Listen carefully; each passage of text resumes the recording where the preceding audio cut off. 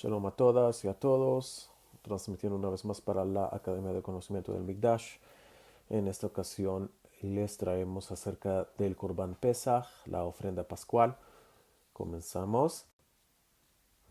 Tenemos que la Torá nos ordena en el libro de Shemot, capítulo 12, versos 6-8, que debemos traer la ofrenda pascual al templo el día de 14 de Nisan y comer de ella en Jerusalén la noche del 15 de Nisan, durante lo que se conoce como el Seder de Pesach o Laila Seder, en el cual llevamos, se cuenta la salida de Egipto y se hace una serie de pasos en un orden específico, lo que se conoce como Seder, que nos ordenaron los Hajamim hacerlo durante la noche del 15 de Nisan en luna llena del mes de Nisan. La obligación de comer de la ofrenda pascual, el Korban Pesach, es un mandamiento positivo de la Torá, que en caso de no hacerlo, es penado con karet. Este es un castigo del cual hablamos en una entrega anterior. Este y el mandamiento de la circuncisión son los únicos mandamientos positivos de la Torá que son penados con karet en la Torá. Sin embargo, la Torá nos provee una segunda oportunidad de traerlo en caso de que el 15 de Nisan no se haya podido traer por caso de estar impuro o por no haber llegado a Jerusalén a tiempo. Tenemos entonces que, si bien tenemos la obligación de traer el Korban Pesach para la fiesta pascual, por un lado tenemos la obligación de traerlo, por otro lado también estamos obligados a comerlo, el Korban, el sacrificio, tenemos que comer de su carne en un estado de pureza ritual, que es un estado intangible, es un concepto completamente intangible, ya que no puede ser medido ni visto, sino que es un concepto que está hablando de espiritualidad y de estado espiritual, con lo cual tenemos que liberarnos de cualquier agente que nos vuelva impuros, y este corbán, este sacrificio de Pesaj, tiene que ser ingerido en un estado de pureza ritual.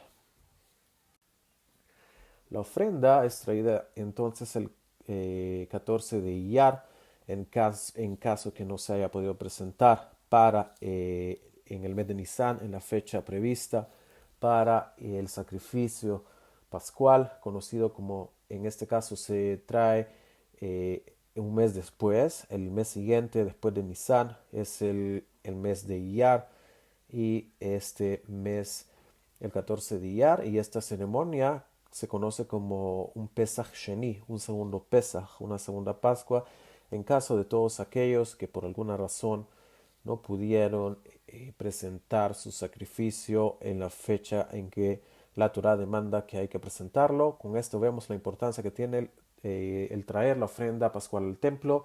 No podemos ignorarla, Hasbe Shalom, no podemos dejarla pasar por alto. Es algo que tenemos que planificar con tiempo y subir a Jerusalén para el tiempo esperado, y por lo tanto hay que evitar estar en contacto con impurezas desde antes.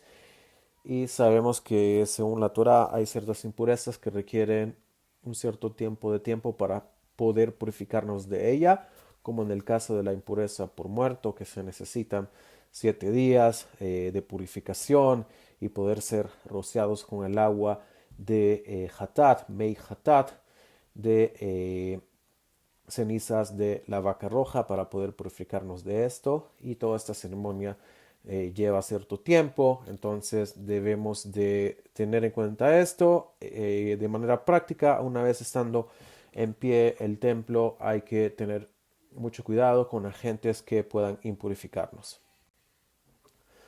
El tiempo para ofrecerla, estamos hablando nuevamente, regresando a Nisan. La ofrenda es traída en la tarde del 14 de Nisan, como dice Shemot, el libro de Shemot, y su carne debe ser consumida antes de la medianoche. Esto lo trae la Gemara en Pesajim, el tratado que lleva el mismo nombre de la fiesta, la hoja 120, cara B. Es prohibido ofrecer el corbán mientras el que ofrece el sacrificio, o sea, el que lo trae y lo presenta ante los sacerdotes, que es quien ritualmente lo hacen, o uno de los que se registró bajo el mismo sacrificio, tiene hametz en su posesión. Esto lo trae Shemot y también lo trae el Ramban en Ilhot Pesach. Tenemos entonces que es prohibido también poseer hametz y que esté en nuestro reshut, en nuestro dominio durante la fiesta de Pesach, y es una de las prohibiciones de la Torá. Tenemos en la Torá mandamientos positivos, mandamientos negativos. Con respecto a Pesach tenemos el mandamiento positivo de traer el corbán, el sacrificio, y el mandamiento negativo de abstenerse de hacer una acción, como el caso de tener y poseer hametz en nuestra propiedad, ya sea de poseerlo o de tener algún beneficio o aná de él. La carne del corbán se consume durante el seder. Hablamos del seder de Pesach por personas en estado de pureza, y es un mandamiento de la Torah comer de la carne.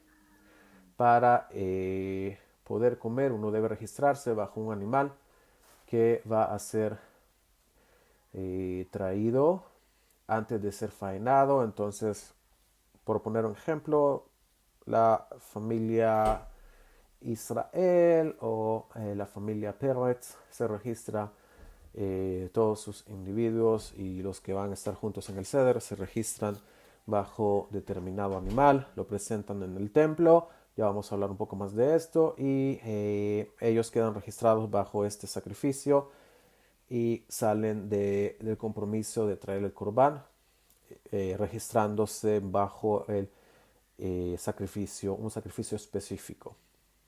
El que no está registrado bajo un determinado sacrificio no puede comer de él si no se registró con antelación, entonces no puede participar de comer la carne de un determinado sacrificio, y entonces vemos la importancia de hacer todo con antelación y con orden.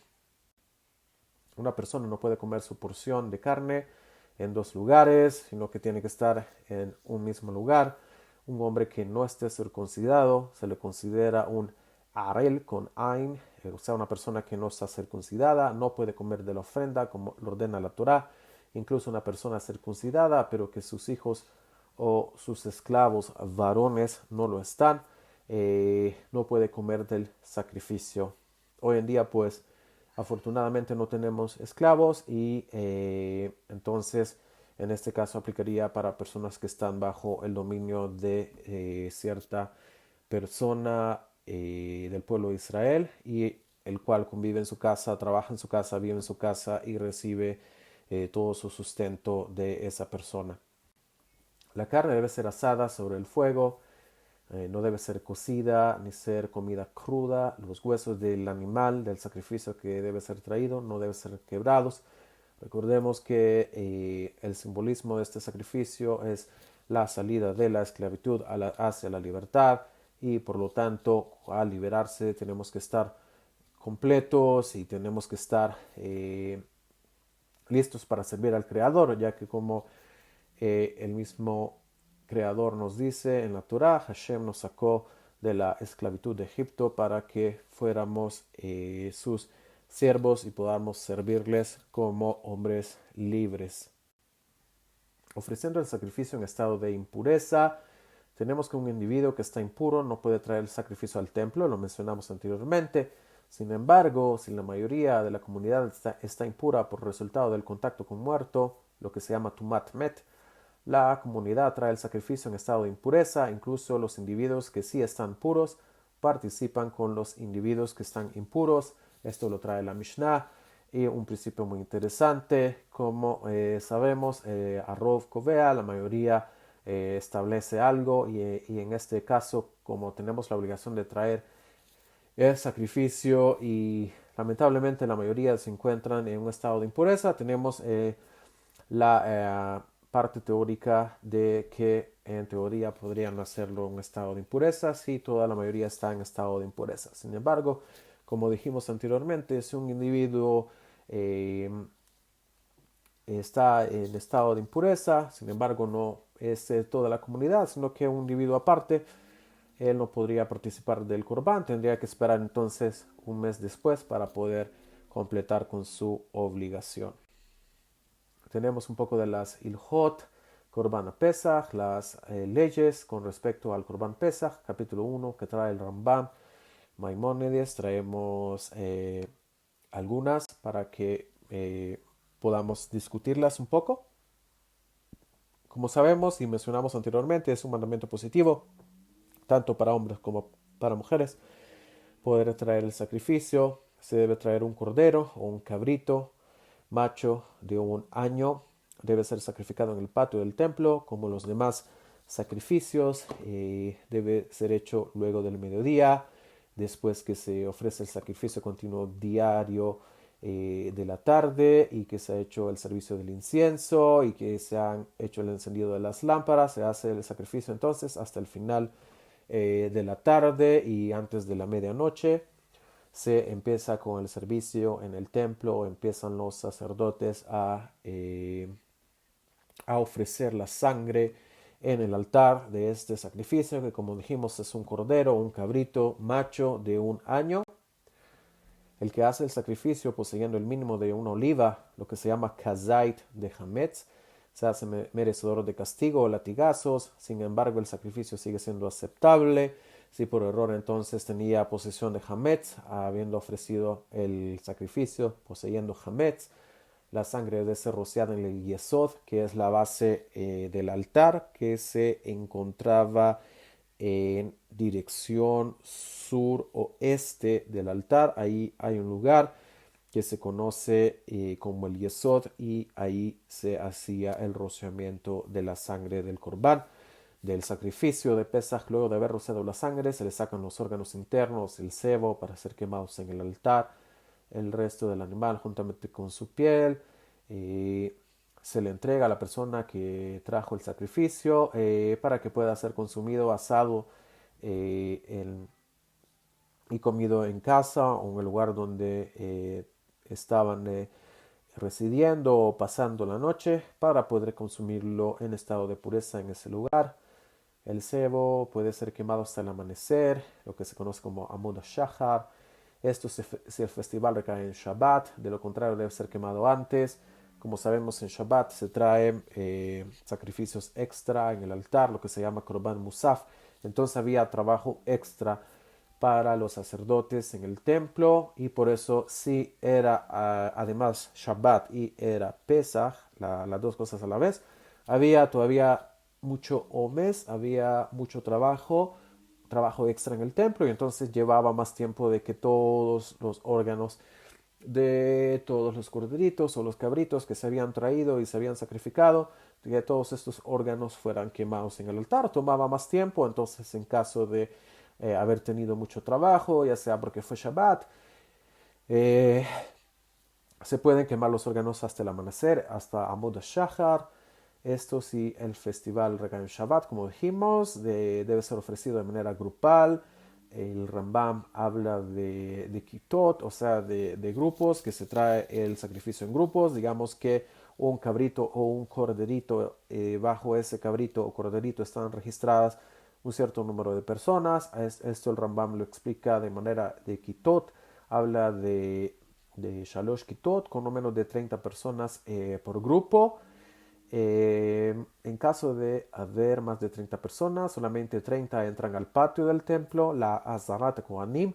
Luego salen 10 para entrar otros 10 y así sucesivamente. Y las puertas del patio son cerradas para poder hacer la ceremonia del faenado del animal. Y durante este faenado vamos a ver ahora dentro de poco qué es lo que se hacía durante los sacerdotes faenaban y hacían la ceremonia del rociamiento de la sangre. Mientras es ofrecido el sacrificio, los levitas deben cantar el Alel. El Alel es un conjunto de capítulos de los salmos que traen alabanzas y bendiciones a Hashem y de agradecimiento a Hashem, lo que se llama lealel, bendecir, alabar a Hashem, del verbo lealel. Entonces, mientras hacía el sacrificio de Pesach, mientras los sacerdotes pasaban por medio de las vasijas, de los instrumentos que contenían la sangre, que eran instrumentos cóncavos para que la sangre no se coagulara, eran de esta forma. Entonces iban pasándose en fila los sacerdotes la sangre de cada uno de los sacrificios y se rociaba, como dijimos, en el altar, en el yesod del altar. De igual manera se hacen sonar las trompetas 3 veces en forma de tequía, teruá, tequía, que son sacrificios que no tienen libaciones. Las libaciones consistían en ofrecer tanto vino, en general era vino o era agua. En el caso de la fiesta de Sukkot se traían libaciones de agua y en general las libaciones consistían o en vino o también podía ser aceite. Y ya que este corbán de Pesaj no tiene libaciones, no tenía estas cosas extra que se ofrecían y se agregaban, entonces se tocaban las trompetas en vez de las libaciones normales que se hacen. Los sacerdotes se posicionan en línea, como dijimos, con utensilios de plata y de oro, se van pasando la sangre para ser rociada en el altar. Los utensilios tienen una base cóncava para no ponerlos en reposo y que la sangre no se vaya a coagular, sino que la sangre esté en estado líquido y así en estado líquido pueda pasar a la base del altar. El matarife hace el faenado del animal, mientras que la sangre es recibida por el Cohen. Recordemos que el shohet, el que hace el faenado del animal, no tiene que ser obligatoriamente sacerdote, puede ser de cualquier otra tribu. Sin embargo, él claro que tiene que estar en estado de pureza para poder estar dentro del templo, dentro del patio de los sacerdotes y poder hacer el faenado del animal. Así entonces el faenado cortaba el lugar, la vena por la cual del cuello por la cual el animal es faenado, salía su sangre de allí y inmediatamente el sacerdote ponía el cli, el instrumento para poder colectar así la sangre fresca y pasarla rápidamente en fila a los demás sacerdotes hacia el altar y que uno de ellos que estaba cerca en el del altar pudiera rociarla en la base del altar. ¿Qué pasa? Dijimos entonces que el matarife hace el faenado del animal, mientras que la sangre es recibida por un Cohen, quien pasa el utensilio lleno hasta llegar al Cohen que está cerca del altar, quien rocía la sangre en la base y pasa el utensilio vacío para recibir otro lleno. O sea que se hace así. Yo recibo y doy, recibo y doy, recibo un instrumento lleno de sangre, hablando del sacerdote, y doy otro instrumento que está vacío para que sea lleno de sangre nuevamente. Luego la piel del animal le es quitada, se le abre el abdomen y sus órganos son extraídos. Los intestinos son vaciados de su contenido y los órganos son preparados y salados, puestos en un utensilio para ser quemados en el altar. Recordemos que la sal es parte de todos los sacrificios, como lo mandó Hashem, el Creador, un brit melach, un pacto de sal. La sal representa un ingrediente importante en los sacrificios y todos los sacrificios eran salados y quemados salados en el altar. Al terminar el servicio con el primer grupo, este sale para que el segundo grupo entre y luego el tercer grupo y así sucesivamente. Después del tercer grupo el patio donde estaba el altar debe ser lavado, o sea, se lavaba de toda la sangre y todos los restos de los animales y de todo lo que pudiera estar cayendo durante el trabajo. El piso se iba ensuciando, entonces tenía que limpiarse una vez que pasaba ya a un tercer grupo. Si el servicio recae en la noche de viernes se hace de igual manera y también se lava el patio. La prohibición de Shabbat no recae sobre el templo, es una de las prohibiciones de Shabbat. No caminar cierta distancia, sin embargo